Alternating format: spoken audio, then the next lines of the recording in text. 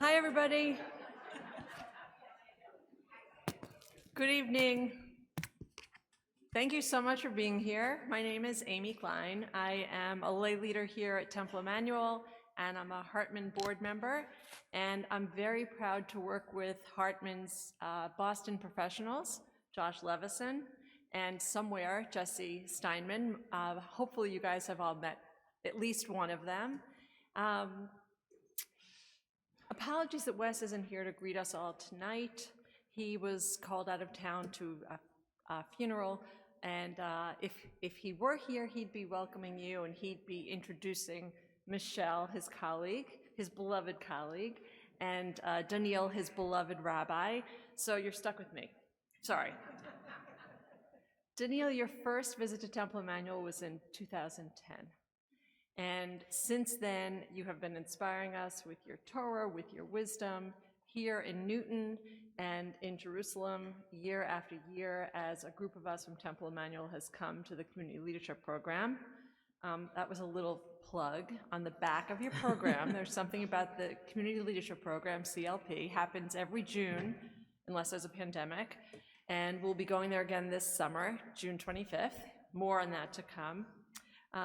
Mostly I'm here and I'm proud to be welcoming you, Donniel, because we love having you here. Because of you, we are a Hartman synagogue, and you inspire us every day.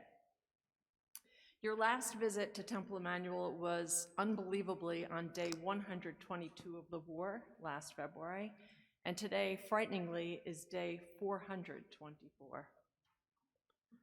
Since October 7th, you've been the voice of the war for us from afar on your podcast with Yessi, for heaven's sake, keeping us connected, offering us hope and a positive voice, reminding us of the moral aspirations that we have for Israel, talking about values that perhaps not everyone is ready to hear about at the moment, but that are especially important during this extremely difficult and challenging time.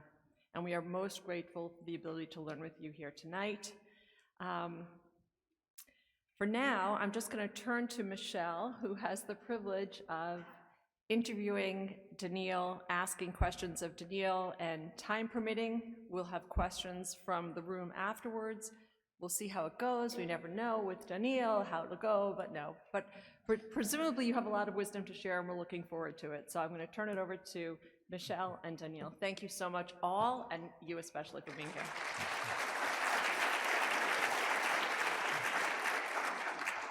Thank you so much, Amy. Thank you, Josh. Thank you to Hartman here in Boston, and to all of you for joining us today.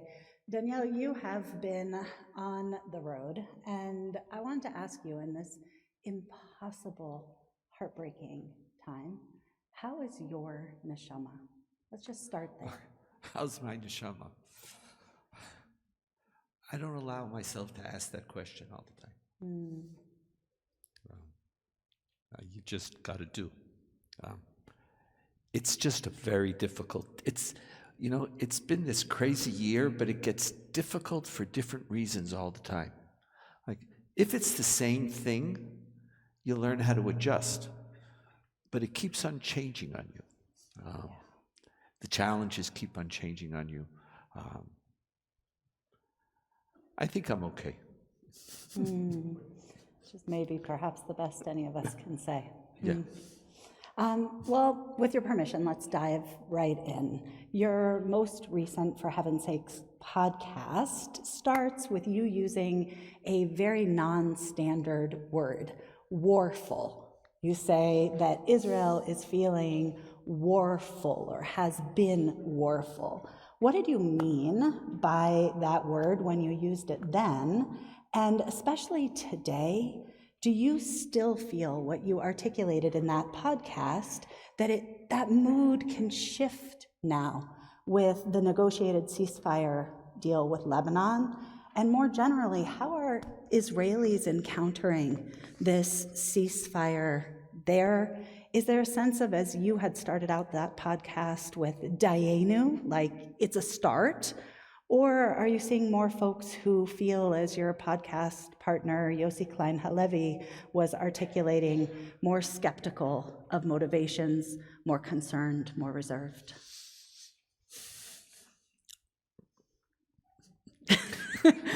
Welcome to Temple First of all, Emmanuel. I just made up the word in the middle of the podcast. It wasn't planned. And it turned out, by the way, that Yossi was wrong. It actually is in the dictionary. I saw it. It's in there.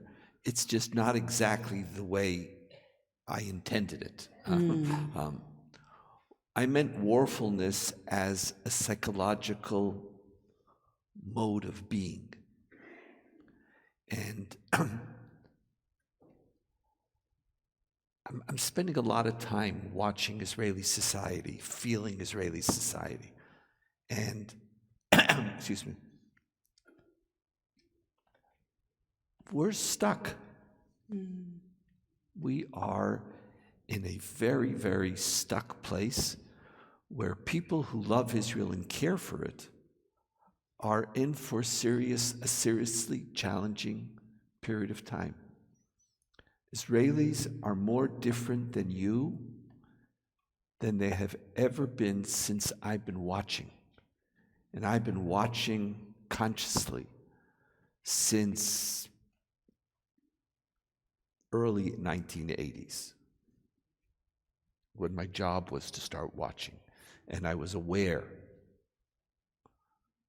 We're just in a very, very different place. I used to think that our denominational differences were what really separated Israelis from North American Jews. Denominations, liberal denominations, synagogue experiences, nationalism, nothing. Nothing. Nothing could compare to the deep psychological, emotional, and ultimately now, as a result, come ideological gaps. I don't know if you've ever felt warful, maybe post 9/11. But right now, Israelis don't know how to stop being warful because conceptually, they don't know of another option right now. And Lebanon hasn't changed the psyche of that conversation. And there are groups of politicians who are working very, very hard to make sure that we don't have another option out of warfulness. Because at the end of the day, they know how to do warful. Even Benny Gantz and Yair Lapid are trying to out-warfulize Netanyahu. They're not offering a different vision, a different path forward. They're not. So,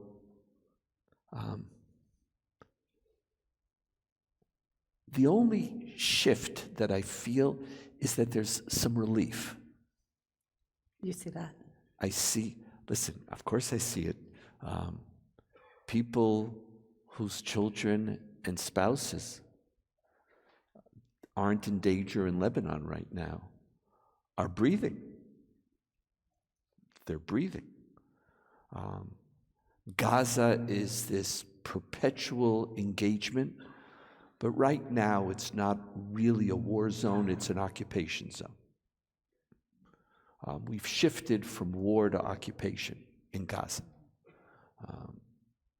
And the level of troop activity and casualties are in accordance to that.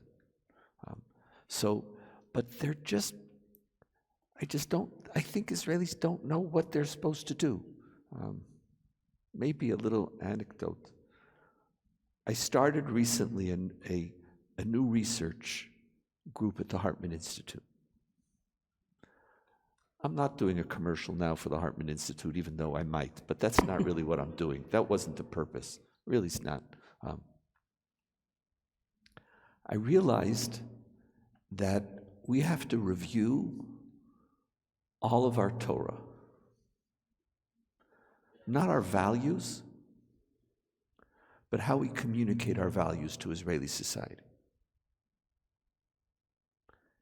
And just like many of you experienced personally the byproduct of our I Engage research seminar, which you don't know about, but it's a group of about 8-10 people who've been sitting for 15 years, 3 hours a week, thinking about how do you talk about Israel, Zionism, liberal Zionism in a North American context. And much of that Torah I've been translating to Israel and to Israelis. And I realized, maybe a little late, but you can only know what you know when you know, that's not working anymore. And that Israelis are at a different place. And I said, okay.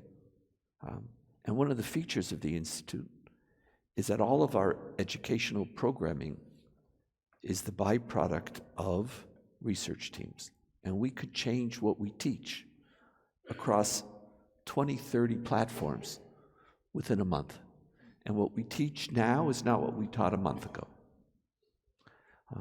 It's hard to work at the Hartman Institute, but it's, so I convened this group, and I said, the purpose of this group is to now ask, what are the major questions that we have to ask, and how do we respond? And Tal Becker, who co-runs this seminar with me, said, let's start with peace. Like, why can't we talk about peace? Why have we lost that ability? And one of our most senior left-wing leaning scholars, and each one, the task was, bring a major source that you have that could enrich our conversation about peace. The way you want, the way you're thinking about it, ways in which you think it might be helpful to enable Israelis to think about it. And this person, I won't mention his name because he didn't give me permission to reveal this, he said, when I start thinking about peace, my immediate association is a nightmare. Just hear that for a second. I'm not critiquing anybody, he says, my immediate association is a nightmare.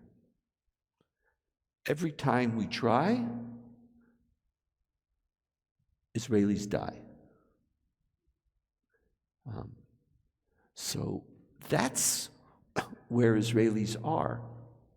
And so we're not warful because we love war. We're not warful because we want to kill some more people. There is a segment of Israel, very small segment, not an insignificant segment, who are ardent ultranationalists. Some of them are even fascists. And the correlation between ultranationalism, power, and war are very, very, the correlation is very intimate. Ultranationalism is about parading power, using your power, killing. It's a different modality, and we have some very small, very, very small. One of them happens to be the Minister of Homeland Security. But leaving that aside, you don't encounter many Israelis who are bloodlustful. But warfulness is a mode that you can only stop when you think that there's another possibility forward. And they don't see one. They don't see one. Maybe we'll get into it. There's a whole coalition of people who don't, for different reasons. But principally, they still believe that most of Palestinian society, particularly in Gaza, would do an October 7th again if they had that ability. So the whole idea of negotiating a peaceful solution is just incoherent to them. So you're sort of stuck in a certain place. And how you get unstuck, at least they don't yet know how. And so what you have is an army which, without announcing and without declaring that there's a clear shift, has moved from trying to free the hostages, because we know we can't do that, to just occupying and creating a new status quo.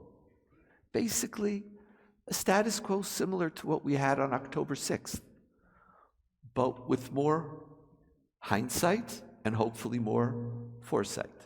A status quo that we think could be sustainable, and sustainable just means that another October 7th won't happen.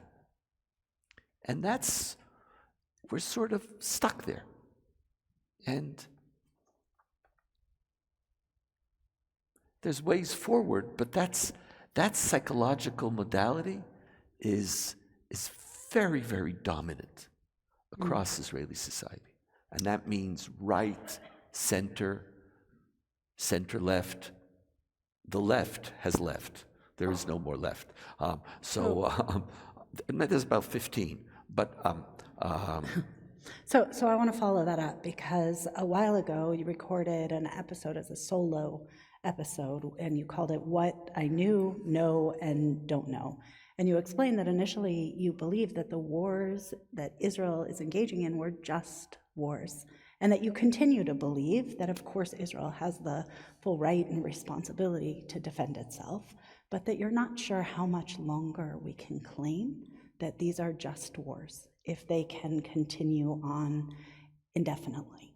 And so I want to just follow up with you there and hold there on Gaza itself today, because you said just now, and you've said recently in regard to the continued war in Gaza, that there's a sense that people have that we need a total defeat of Hamas. And you said that there are a group of Israelis who are looking for a resolution that we can't find. And you said it's time that you need leadership to offer people a new direction. So I want to ask you, what did you mean? What does that leadership look like? Can you say more? Okay, just for the record, first of all, thank you for listening. And thank you for listening so carefully. My mother usually calls me, or she used to call me a week after each podcast to talk, because that's when she would listen to it. And I said, that's what I thought last week. But in this case, very different from Lebanon,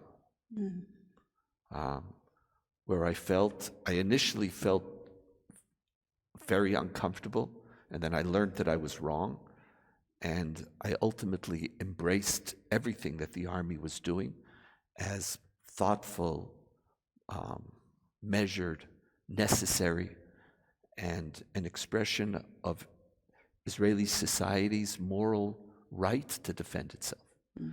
And the war ended before the just war mandate concluded.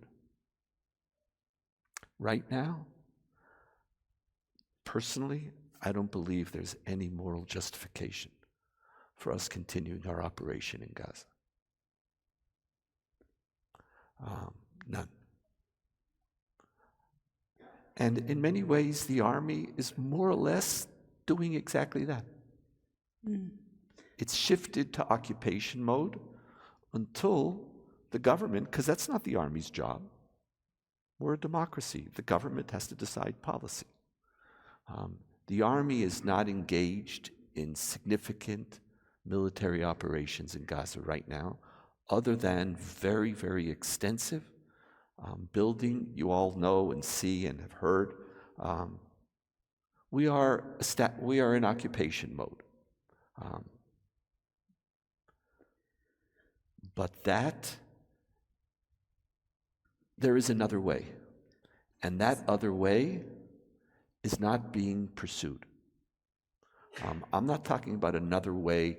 I'm not that Hamas is just embracing, and I'm not speaking about hostage returns, and there's calculations that are beyond my pay grade, and I don't want to pretend as if I could tell you. I don't know. And whether some continued pressure is going to help with the hostages or not, I don't know.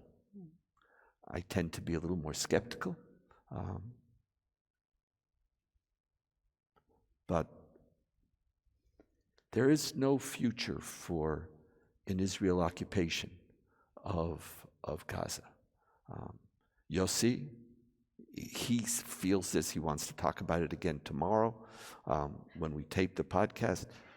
He sees the forces trying to resettle Gaza as dominating Israeli political conversation right now. I don't share it to the same degree, but we achieved whatever, to continue, like when you realize, and when you go, there is, for those of you who speak Hebrew or read Hebrew, there's a very lengthy article in Ynet today, analyzing all the multi-dimensions of the Israeli operation in Gaza. And it's interesting because throughout the war, we've very rarely been given a picture of what Israel's doing. The level of reporting from the battlefield throughout most of this war has been sparse and incomplete, and we Israelis know much less than we ever knew. This gives you a whole detailed picture. I don't know how you say ugda, chativa, and gdud in Hebrew, in English, excuse me. But I don't know which one is a battalion, a brigade. I have no idea. We have 3 ugdot in Gaza right now. Does anybody know how you say ugda? A battalion? Platoon? A battalion? Okay. And there's 3 battalions now operating in Gaza. And it just details what each one of them is doing and how they're doing and what's happening. And I think it's time. So, question though, because you just said that there are people having a nightmare of peace. They're having a nightmare of peace, and what's part the of what, option? and part of what's, and again, we're not talking about it. Certain parts of the world are, a little less are. If you actually look at the amount of space where our army is operating, and you try to realize what is the life of 2 million people who are about to go into winter, what their life is like, why we can't enable them to move back to the north, I understand. If you want to keep on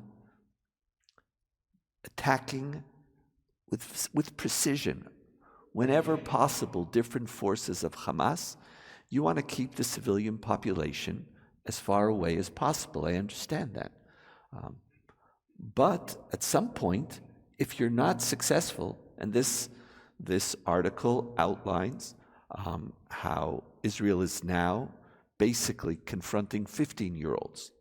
You have to realize Hamas, by hijacking the humanitarian aid funded by the world and selling it, are making hundreds of millions of dollars every month. That's what they're doing. They're hijacking the aid. They're hundreds and hundreds of millions of dollars. I saw an estimate of $500 million every 3 months. Huge amounts of money. Again, I can't put it, they have more than enough money to offer 15-year-olds to 25-year-olds jobs. And they just need a couple of days to train them on a Kalashnikov, or for them to be able to operate. And they're replenishing their forces on an ongoing basis. They don't have any shortage of forces. And this article is outlining in each place what's happening. And so at what point, and the army at least says, if we are going to destroy Hamas, it will take years, not months, years. Now, I just ask, is there a different way? And I believe there is one. So that's what I'm asking you. That different way has see? been put on the table 8 months ago. I'm not saying that was the time to implement it, but it is time to find some aspect of the Palestinian Authority, give them the tools, give them the forces, together with international support and a pan-Arab army with them, to move into Gaza and to take political control of Gaza. Militarily, Hamas doesn't have its power. Its army of 15 to 25-year-olds with machine guns could terrorize, and they basically are running the political infrastructure of Gaza still. We can't do that. So if we're not going to do that, who could do that? Is it a perfect solution? I don't know. Just, you have to try it. You should try it. Let's try and see if we don't have another group who, from the inside, could constitute an administrative authority who will replace Hamas, who will distribute humanitarian aid, who will feed people, who will oversee the $200 billion that it requires to rebuild, which Israel doesn't want to spend a penny. And by the way, Trump doesn't want to spend anything either. He doesn't. That means it's going to have to come from Arab countries who are only going to do that under certain circumstances. So there is a conversation. You all know it. I've been speaking about it. The press has been speaking about it. President Biden has been speaking. These aren't news. Is it a perfect solution? There is no perfect solution in my neighborhood. All there are bad choices that you have to try and maybe turn them into viable solutions. And so there, at least one solution is to say, yes, withdraw. Now, your army doesn't seem to be able to exert a sufficient amount of pressure on Hamas to cause them to break.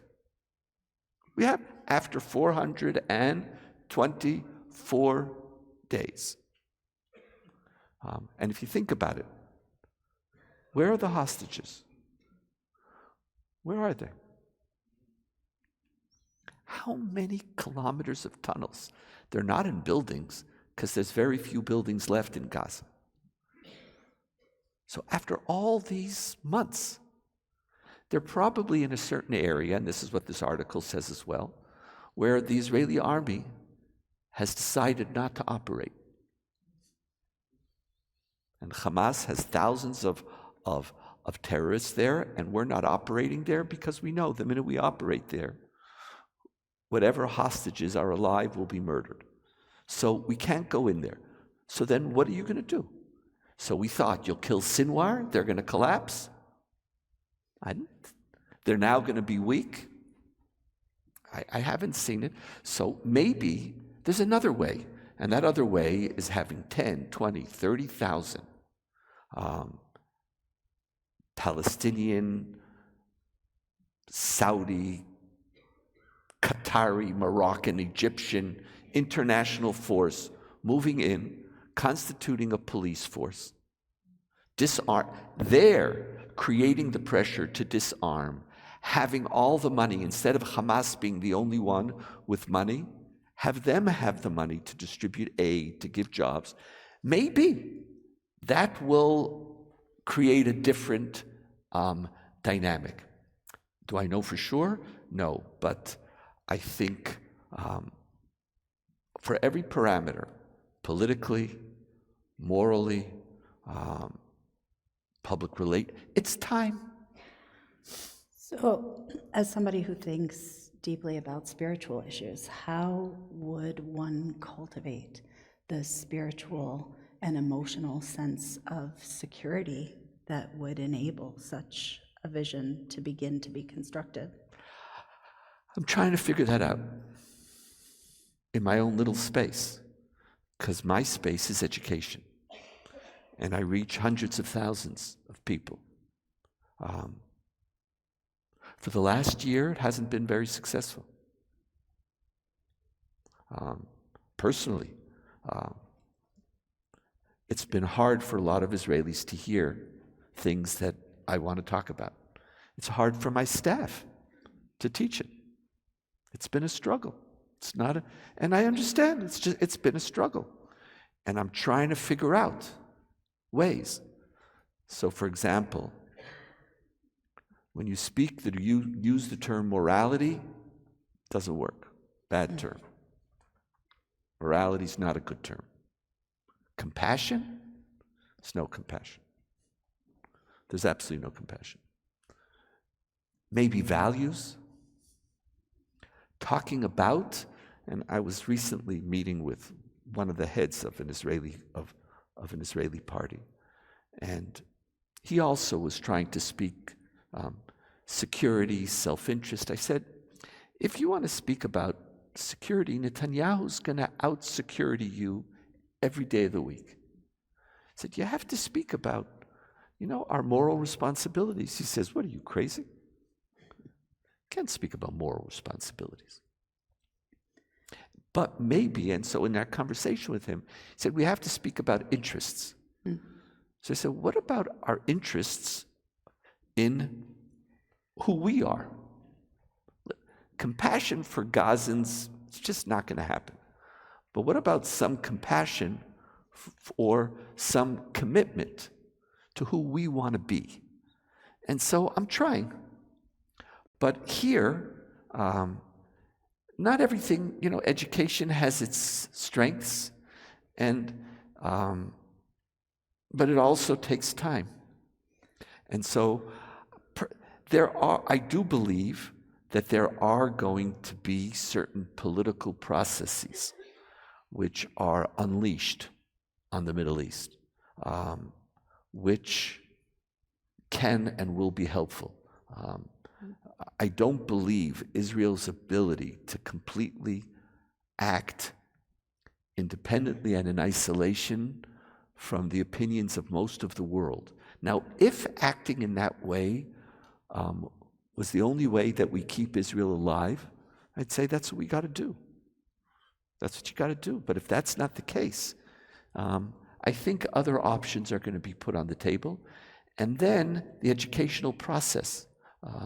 But literally, I'm sitting and teaching rabbis and teachers and scholars and social active. All the time. I'm talking about this to thousands of people, tens of thousands, and not just me, my staff too, to try to begin that process. The only place where that compassion still exists is for the return of the hostages. 70% are willing to stop the war to return the hostages. But many of them then say, let's return them and we'll go back in. It's not a peaceful thing. The majority of people who vote for the opposition, something about 80%, are coming out for stopping the war. But of those who support the coalition, it's only 30% who are for stopping the war for the sake of the hostages. The majority of people who vote for the coalition are willing for the hostages to die. So let's dig in there, because just this week we saw that just absolutely anguishing video of the hostage, Idan Alexander. And I'm just curious, you in your last podcast really sort of cried out, why isn't everybody screaming about this? And here in America, we feel it as kind of a never-ending gut punch. We're carrying around this deep sense of existential grief with us in every moment. And yet, it seems to be, for at least some portion of Israel, that they're characterizing the hostage situation as either political or more in Yossi's image of the sort of permanent bad news. We don't want to go there. How is Israel grappling with this hostage situation that continues and continues in this moment? And most people feel the government could do more to bring them back. Is there an upswing in folks who are screaming, as you implored us to do? One of the strange things that we're trying to get to adjust to is, and you know something of this, how everything is political. Science is political, facts are political. In Israel, everything has become, and it's part of the way in which the government is trying to deflect criticism is by making everything political. There is no substantive argument which they have to deal with anymore. All they have to do is critique the messenger.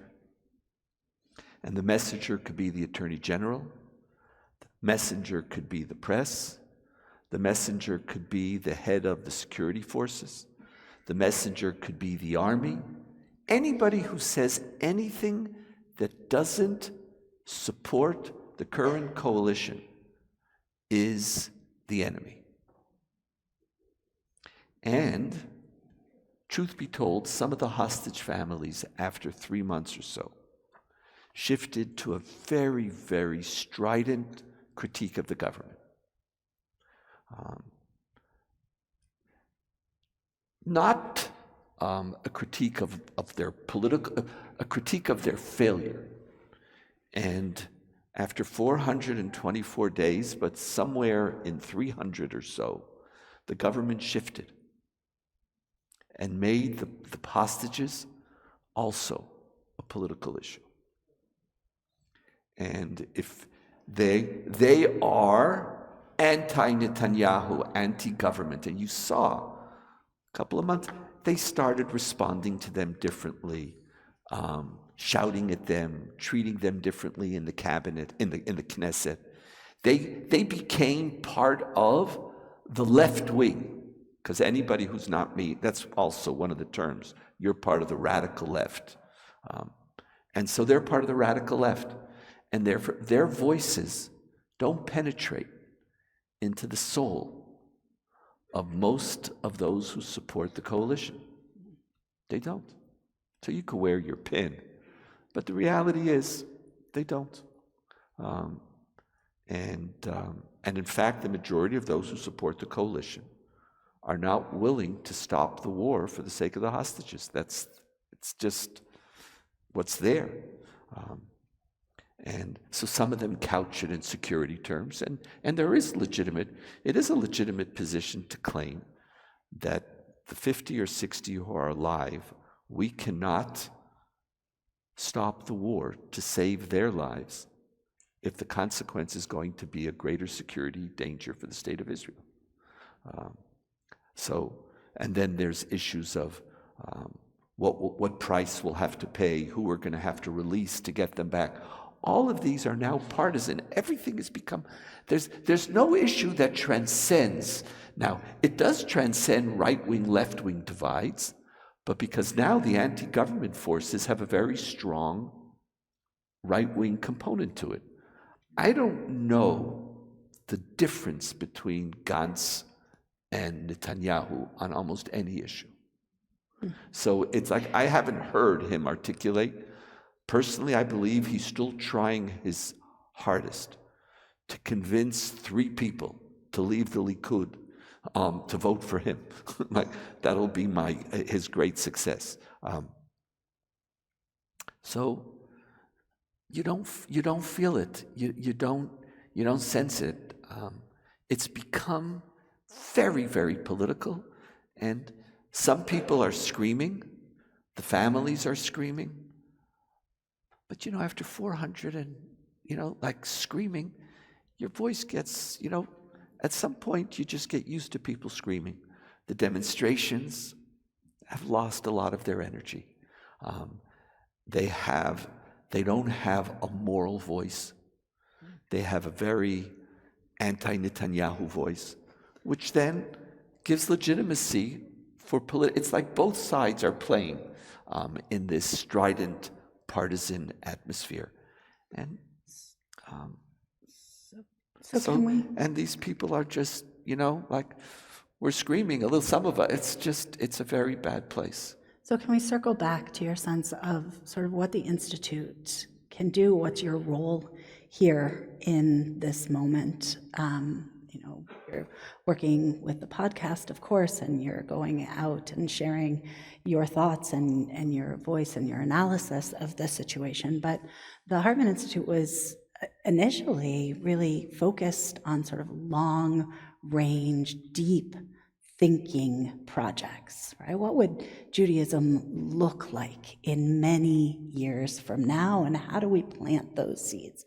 And as you shared tonight, there was a huge pivot that almost feels like you're sort of changing what you're looking at week by week by week. And so I want to ask you here, what do you today view as the mission of the Hartman Institute? Do you see it sort of as a think tank, as a yeshiva, as a bridge between Israel and American Jews, as a force? Thank you. So first of all, thank you. How do you see it? Right.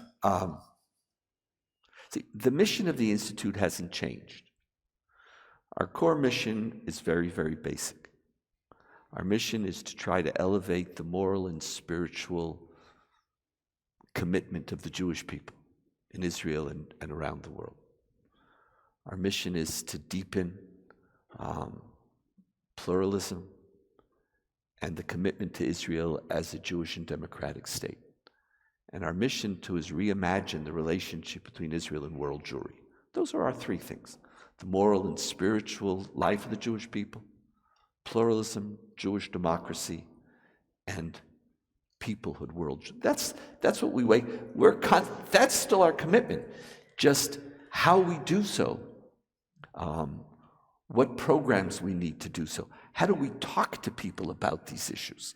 Well, and with the headwinds, like what do you do? It's like it changes. You like in North America, you can't talk the same way we could talk 20 years ago. Or in North America, we shifted our focus from 50, 60, and above.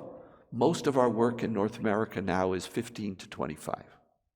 So we spend like $10 million on 15 to 25-year-olds. That group, you have to speak very differently. And one of the differences between 15 to 25 and 50, 60, 70, 80, 90 is that 50, 60, 70, 80, 90 have more patience. Paradoxically, they have more time. Think about it for a second. They have more time. They're not leaving Israel. They might be troubled, but that you have time. The 15 to 25 are deciding whether they're in or not in. They're deciding, and it's not self-evident. They're not going to be anti-Zionists, all of them, but they have to decide whether Israel's going to be on their radar screen or whether it's too much of... There's an Aaron Kodesh here. I remember the last time there was some criticism. I won't certain words. I'm going to be really good tonight, Amy, I promise. It's just not as pleasant or as valuable to them. And so how you speak to 15 to 25-year-olds. But the same thing in Israel. A number of 2 years ago, I announced to our board that we're not running, that most of our activity is not going to be a marathon anymore. That we have to learn how to run a 5K or a 10K. That we have to start thinking about 2, 3, 4-year impact programs. And that's what we're doing. And so we're not a think tank. We never were.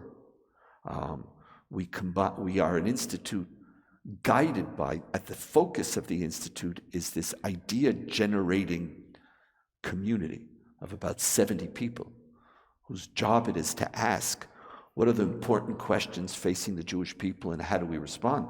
But those ideas then get translated into tens of programs. So whether it's our rabbinic school here or our rabbinic school there, each one of them is affecting hundreds and thousands of people, whether it's teachers, whether it's social activists, whether it's principals, whether it's lay leaders. What is it that they know? And we're trying it. But part of what we need to do right now is over the next year, our most significant challenge is to recruit an army. What do you mean by that? I had an army, but my army's not sure they want to be with me right now. I have to recruit 1,000, 2,000 change agents who are there, but just deep down, it's more dormant. Not in North America. In North America, there's a difference.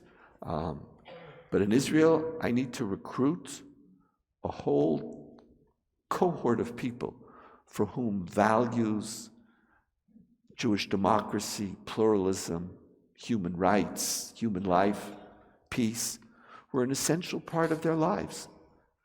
But since October 7th, they've been so traumatized they just can't think about it. How do we help them? Like, that's the long-standing PTSD. There's a moral, spiritual PTSD in Israel. And how do we get people to reclaim it? And our team is trying to find out, how do we do it? And you start with the low-hanging fruit, but like, for example, I'm not trying to reach the unreachables. I'm not trying to reach across the aisle right now. I don't have the time or the luxury to do that. And that's not of great value, to create dialogues between the extremes.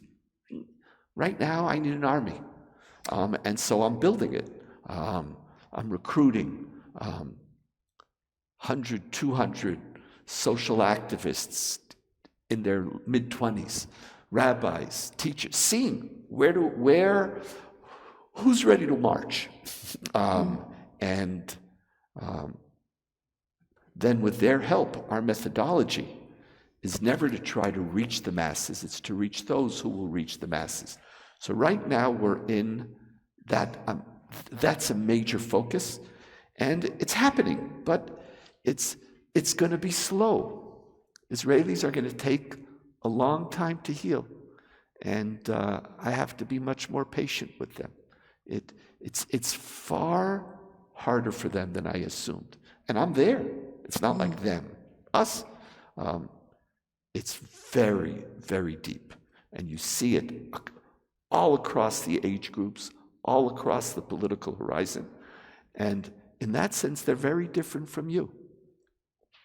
Not that you're not committed to Israel's survival and security, but there is a certain place for a value consideration, which is integral to your Zionism, which Israelis they're just not there right now. And so I'm in that process of trying to recruit those few thousand and to begin that fight, yeah. So it would have been hard to imagine sort of more distance being created between the American approach to our Jewish life and the Israeli approach to living in Israel, being there now and understanding the world. But you're articulating tonight that divide is almost like a chasm, if I hear you correctly. So my question for you is, in this book that you wrote here,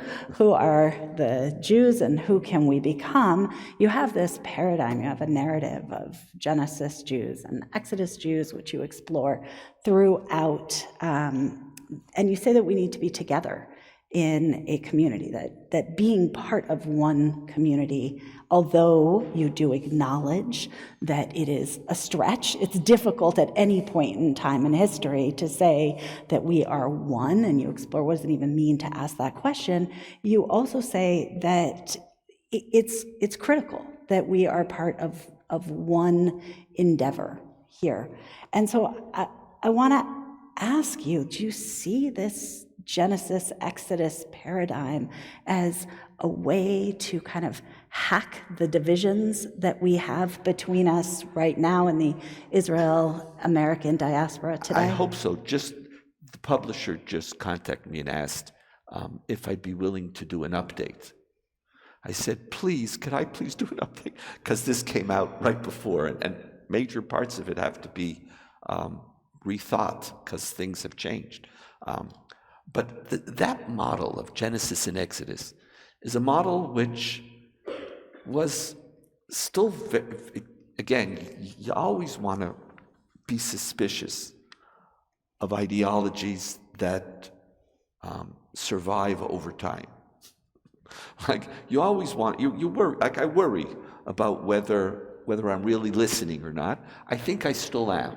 And one of the advantages is I don't hold my book in high regard. Like, I guess I think it's a good book, but like, I'm not, no, like, I don't think that's, the whole world is going to, like, I don't hold either myself in that. So, like, I am a little more open to criticism about it.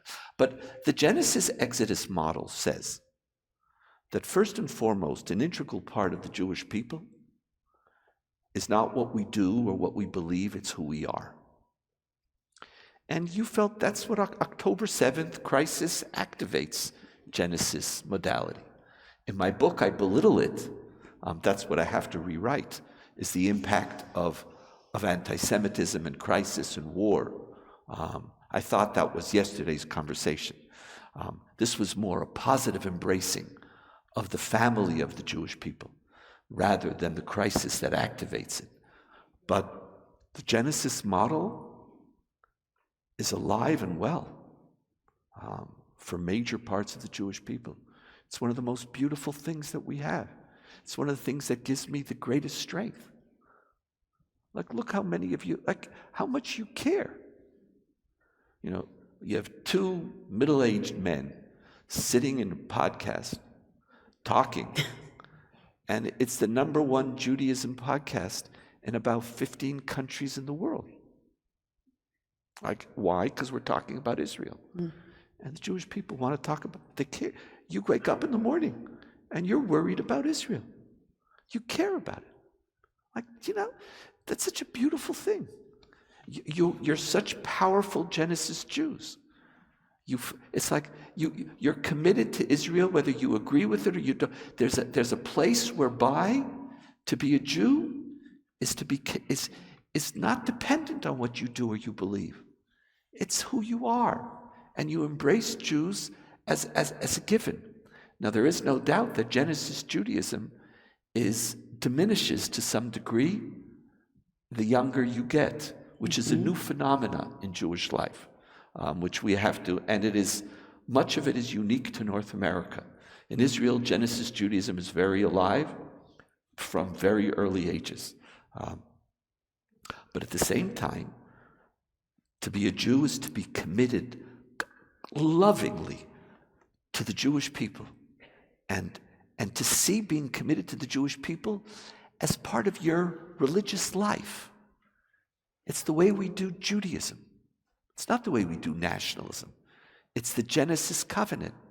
But at the same time, the Exodus covenant says to be a Jew is not simply who you are, it's what you believe you have to become. Now, the conversation between those two is critical. Now, this is the Torah we have to learn. Because in Israel, if I push Exodus covenant and people feel that I'm endangering the Genesis covenant, they don't want to hear it. And I understand them, and they're right. Again, in this same research group, one person, his response to this peace conversation was, I used to be pro-peace, I'm not for peace anymore. That was his thing. So I said to him, why? Like, why? Why are you against? Like, what do you mean to be against peace? It's like, and he was very calm, against peace. I said, why? He says, because what we've learned on October 7th is that our primary responsibility has to be to Israel's security. So why do you think that that's antithetical to a commitment to peace?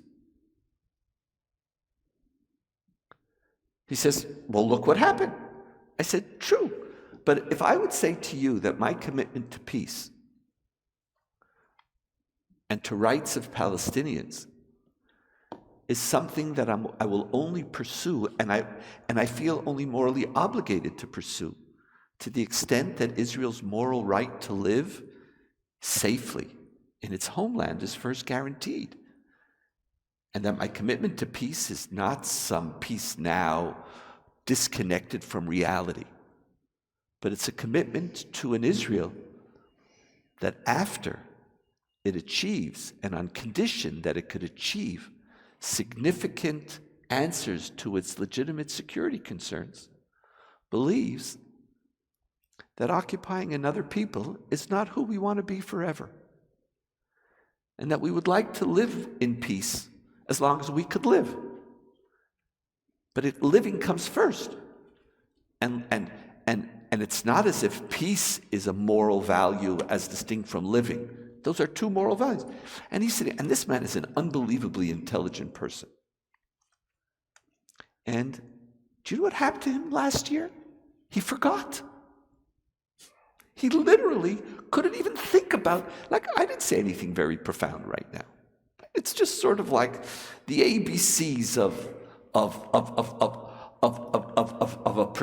our commitment to peace and security. Like, this is no big deal. Here, sitting opposite me, was one of the more intelligent, thoughtful people, educators you're going to meet.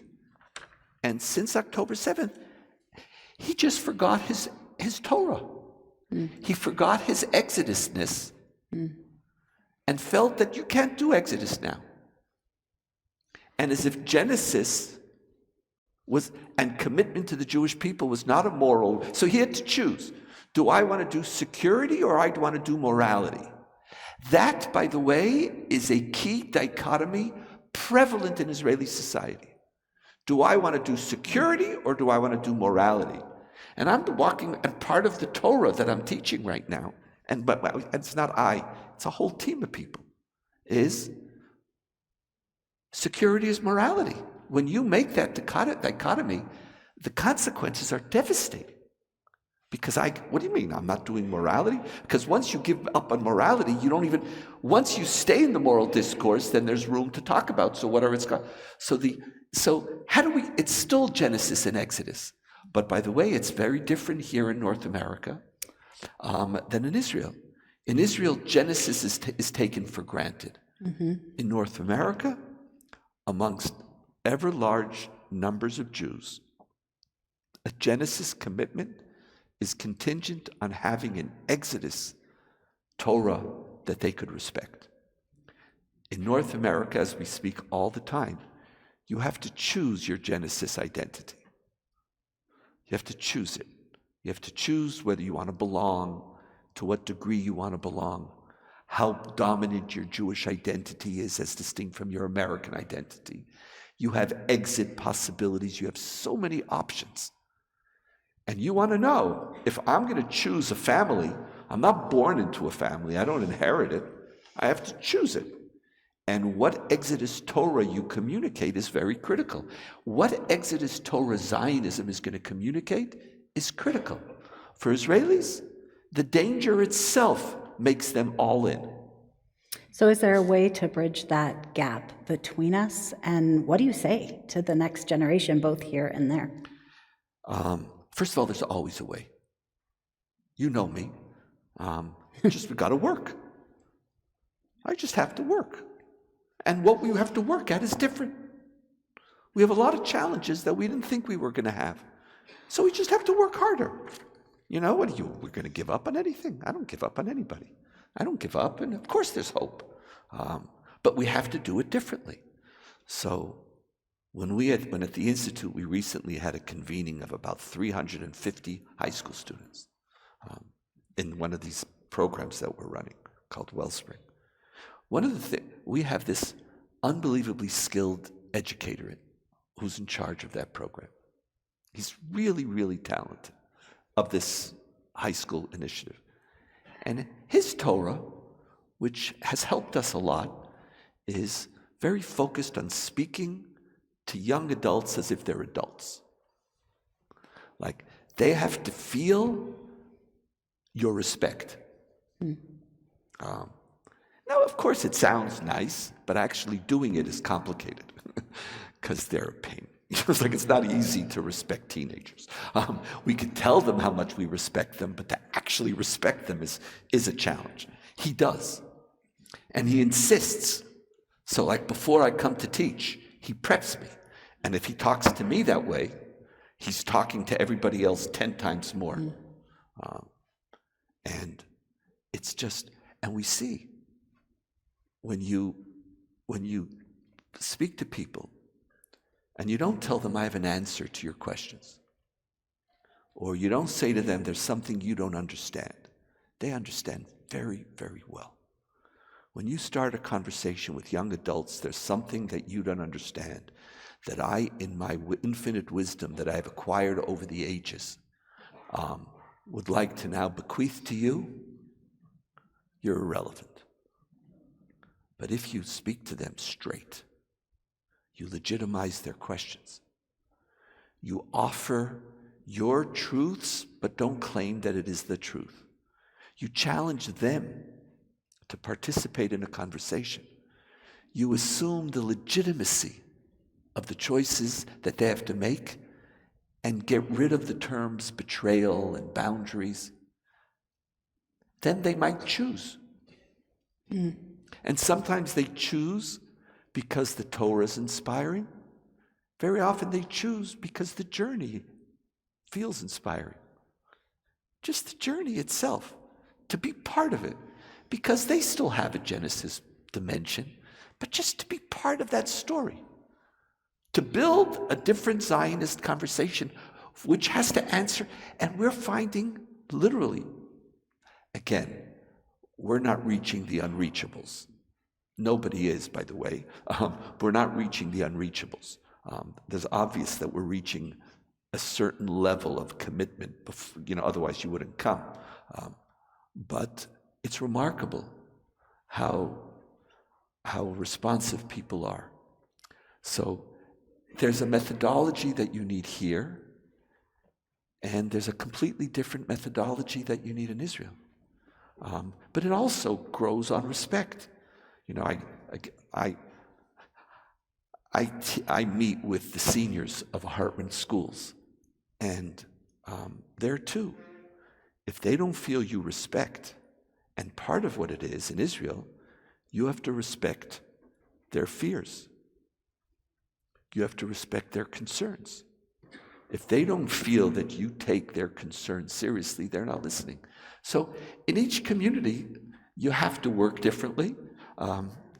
But I do believe in the power of education. I would love it as if I had a marathon. I would love it if I had 30 years. I don't think we have 30 years. I think the consequences of not making significant progress over the next 5 years, 10 years, if that, will make the job of the next generation much, much harder. So is it bridgeable? Yes, but we need different Torahs, different issues. How they speak with each other is not going to be easy. It's not,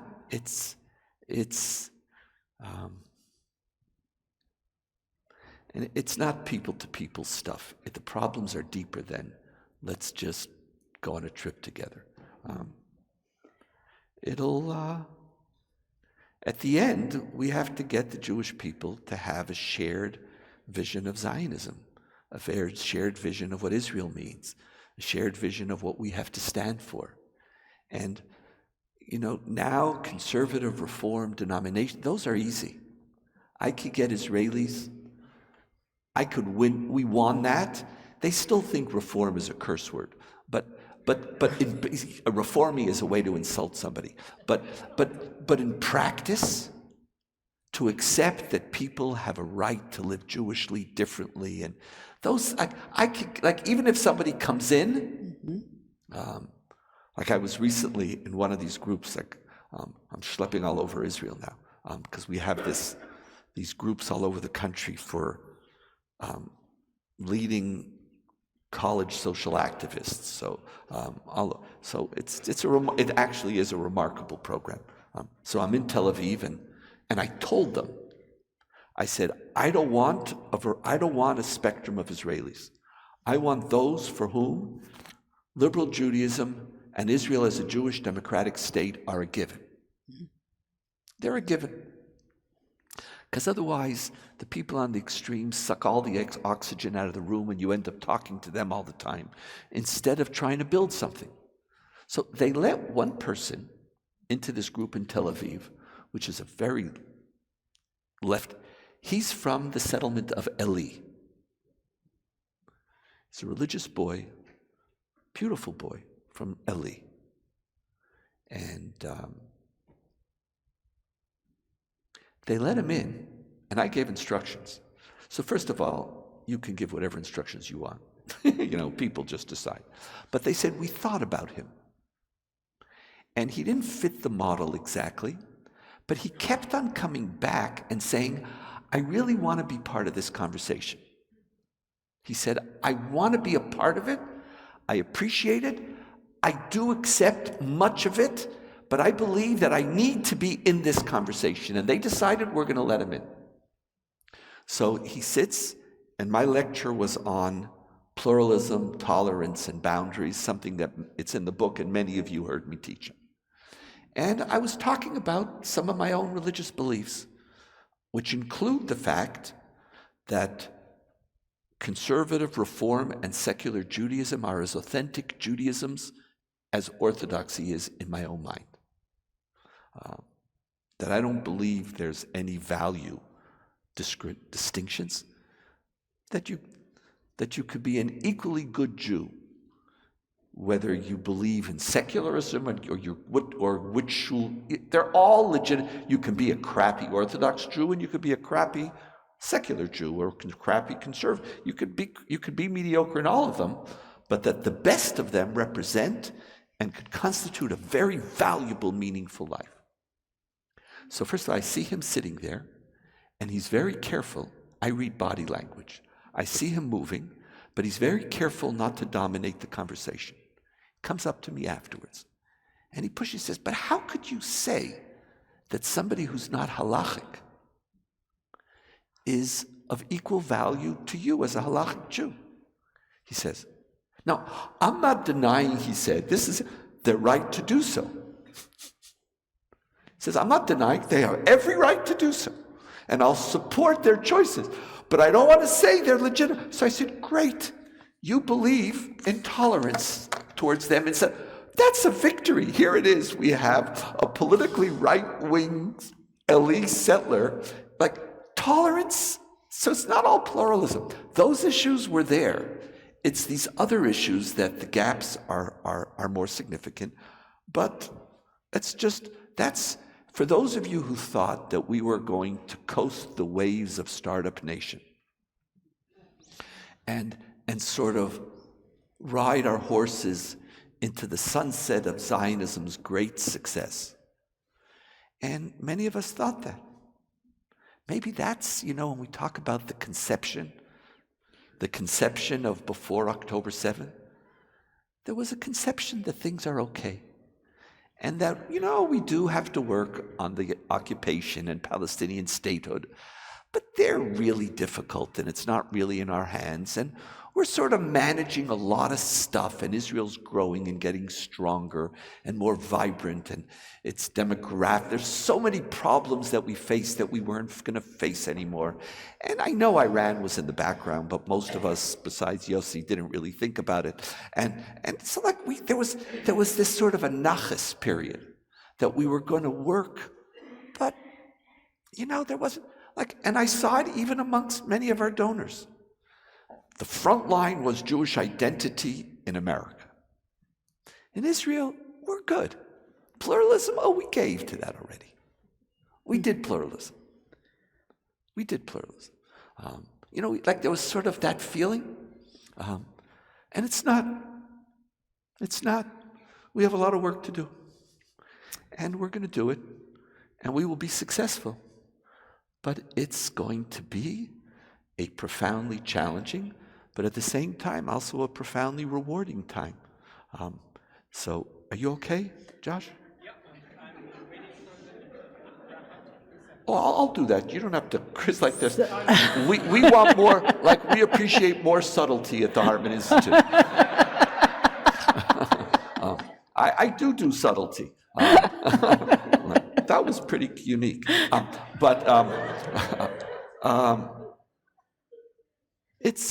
You're going to be challenged. Lovers of Israel are going to be challenged. Whether you're really going to be in it for the difficult years that are lying before us. I'm all in. I hope you'll be in. So I have one final question, but Josh really does seem anxious to get a few from you. So Josh, if you would like to call on, is there somebody? Jesse has the microphone, and I think we can take one or two I'm the questions. non-subtle director of Boston, starting again in June. I've met a bunch of you already over the last few months, and I do want to welcome you here again. Thank you so much for coming. If there are any questions, please raise your hand. So I think we have time for just one or two. That's maybe one. Jesse, Paula Apsel. Thank you. So I really want to talk about the hostages because I think we just think about them, and especially today. So I've heard it said by Israeli friends that if Israel doesn't do something about the hostages to get more of them home, hopefully alive, that somehow it will change something very fundamental in Israel, that this feeling that people can ultimately rely on the government to come and get them when they get into trouble for the sake of the Jewish people. I'd like to know what your view is on that. First of all, thank you very much for that question. I think that's broken already. I think it's broken.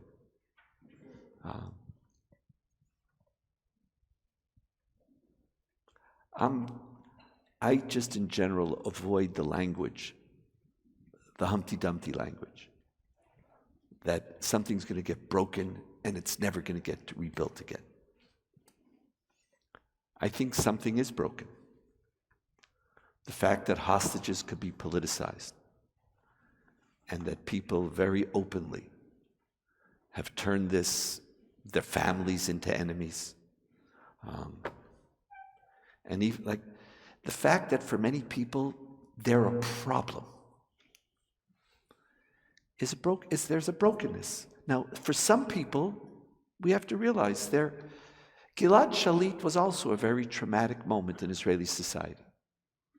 Very traumatic. For Gilad to come home, we let out 1,000+ people, including Sinwar. That I could love Israel and feel responsible for everybody, but it doesn't mean that I could solve that problem, is a legitimate issue.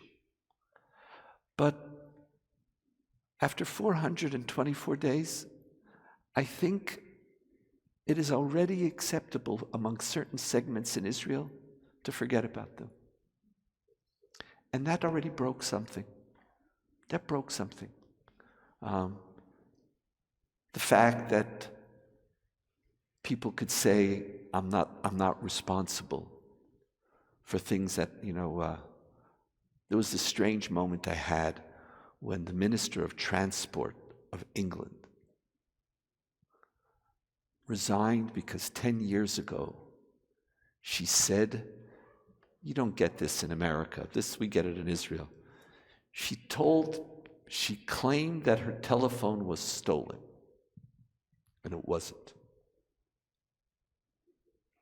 She just resigned 10 years ago because she falsely reported a stolen telephone. And no one's even thinking of resigning after October 7th.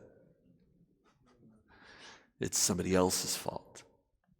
The military is going to resign. The Secret Service are going to resign. The Chief of Intelligence already resigned. The head of 8200 already resigned. And by the time they all resigned, the politicians were able to say, you see, all those who were responsible resigned. I'm not responsible. And for a 10-year-old, something that she did about a phone, she just resigned. Something's broken. But nothing is ever broken forever. For the families, it's broken. You can't repair that. We're going to need different politicians. I spoke about this once in one of the podcasts. I'm not advocating for Bennett or not for Bennett. You like his politics, not. But when Bennett and Yair Lapid were prime ministers, they visited the homes of Israelis whose kids were killed and exposed themselves to horrific attacks by the families. And I remember Bennett sitting there, and this family in Beersheba was attacking him. And they said, "What do you respond?" And he said, "A victim's family has a right to say to me whatever they want to say." And he stood there stoically and just accepted it. We need politicians like that. Politicians who realize that their job is to serve the people. And it's not the job of the people to revalidate and to serve them. And so I think, my friend, what's your name? Paula. I think it's already broken. But it could be rebuilt. It can be rebuilt. And I hope that even without great commitment, some people will come home. I hope. But part of the rebuilding that we're going to have is going to also have to be on that. On what does it mean? What does solidarity mean? What does responsibility mean?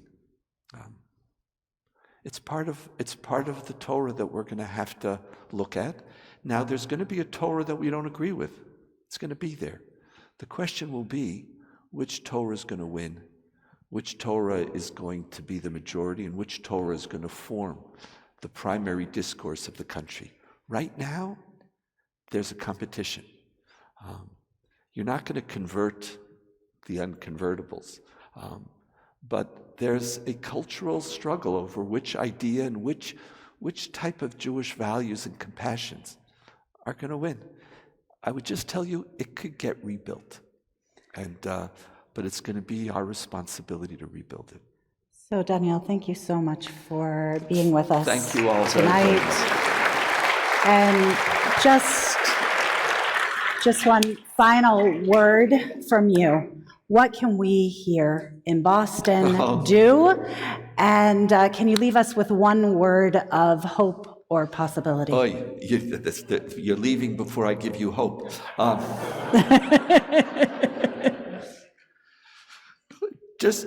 You have to, again, I want to quote my colleague Tal Becker, who says that in every generation, that which seems impossible in the next generation seems to be inevitable.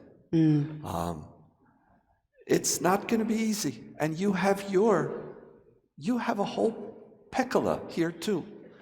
You have a lot of stuff which, thank God, we didn't speak about tonight. You have a hard time in front of you too. And the only hope I could give you is to please remember that if you have hope, we win. It's when you don't have hope that reality becomes hopeless. So what do I have hope? I have hope in the Jewish people's ability to hope. And I have no doubt that we're going to win. But we have to be honest about the challenges we face if we're going to know what to do. And so keep on being serious. Keep on expecting work, and don't expect immediate solutions. Be mature lovers of Israel. And the mature lovers of Israel are those who built our country. And if you thought you could retire, you can't. You can't. Thank you all very, very much. Thank you. Laila Tov lekulam.